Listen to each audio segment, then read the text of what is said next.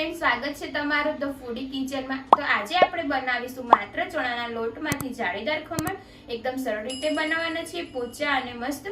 તો વિડિયોને લાસ્ટ સુધી જોજો અને જો ચેનલને સબસ્ક્રાઇબ ના કરી હોય તો ચેનલને સબસ્ક્રાઇબ કરી દેજો। તો ચાલો આપણે વિડિયો શરૂ કરીએ। ફ્રેન્ડ્સ, જાળીદાર ખમણ બનાવવા માટે આપણે એક વાટકી ચણાનો લોટ લીધેલો છે, ઈનો લીધેલો છે અને 2 ચમચી જેટલી ખાંડ લીધેલી છે, કોથમીર લીધેલી છે અને અડધી વાટકી જેટલી આપણે છાશ લીધેલી છે અને બીજી જે વસ્તુ જોશે હું તમને વિડિયોમાં આગળ જણાવતી રહીશ। તો સૌથી પહેલા ફ્રેન્ડ્સ આપણે એક વાટકો લઈશું, એમાં આપણે ચણાનો લોટ એડ કરીશું।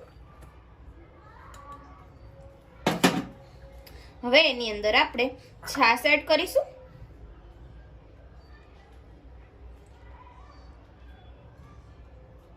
એકદમ સરસ રીતે આપણે મિક્સ કરીશું। ગાંઠા ના રહે તેવી રીતના આપણે મિક્સ કરી દઈશું। મેં મિક્સ કરી દીધેલું છે। હવે આપણે થોડો લીંબુનો રસ એડ કરીશું, અડધો લીંબુનો રસ એડ કરીશું, ખાંડ એડ કરી દઈશું આપણે,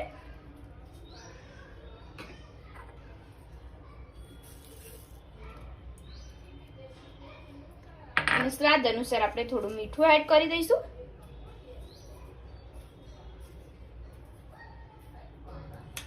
અને હવે સરસ રીતે આપણે મિક્સ કરીશું અને થોડું થોડું આપણે પાણી એડ કરતા રહીશું।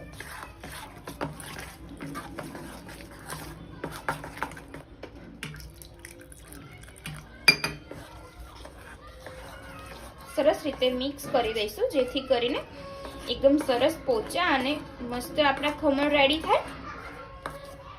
એકદમ આપણે બહુ પતલું પણ નથી રાખવાનું અને બહુ જાડું પણ નથી રાખવાનું। સરસ આપણે મિક્સ કરી દીધું છે, તમે જોઈ શકો છો એકદમ પતલું રાખેલું છે આપણે। હવે આપણે આની અંદર ઈનો એડ કરી દઈશું।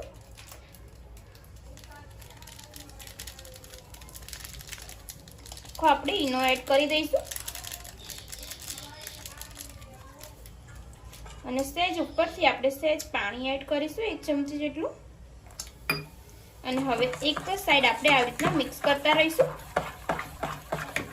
જેથી કરીને આખો આવી જાય તેવી રીતે ફૂલેલું ફૂલેલું આપણું ખીરું રેડી થઈ જાય ત્યાં સુધી આપણે આને એક જ સાઈડ આપણે મિક્સ કરતા રહેવાનું છે।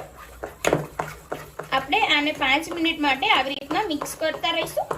પછી આપણે એક ડીશમાં આને પાથરી દઈશું અને આને બફાવવા માટે મેં કઢાઈ લીધેલી છે અને કઢાઈમાં 1 ગ્લાસ પાણી એડ કરેલું છે અને ઉપરથી જાળી મૂકેલી છે।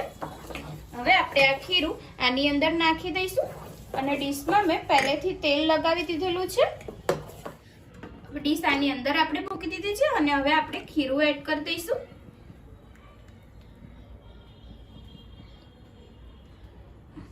અને હવે ઢાંકીને આપણે મૂકી દઈશું વરાળથી બફાવા 5-10 મિનિટ માટે ધીમા ગેસ ઉપર।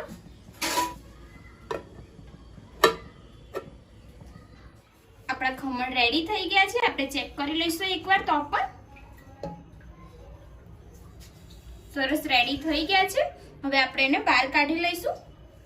સાઈડમાંથી આપણે આવી રીતના કરી દઈશું અને હવે આપણે ડીશમાં ઊંધા વાળી દઈશું। હવે આપણે આ ખમણ ઉપર રઈ અને લીમડાનો વઘાર કરીને નાખી દઈશું।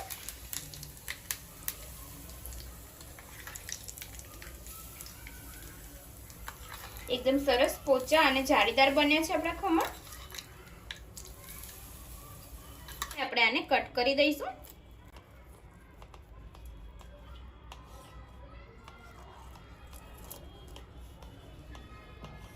કટ કરીને આપણે સર્વ કરીશું। હવે આને આપણે એક પ્લેટમાં કાઢી લઈશું।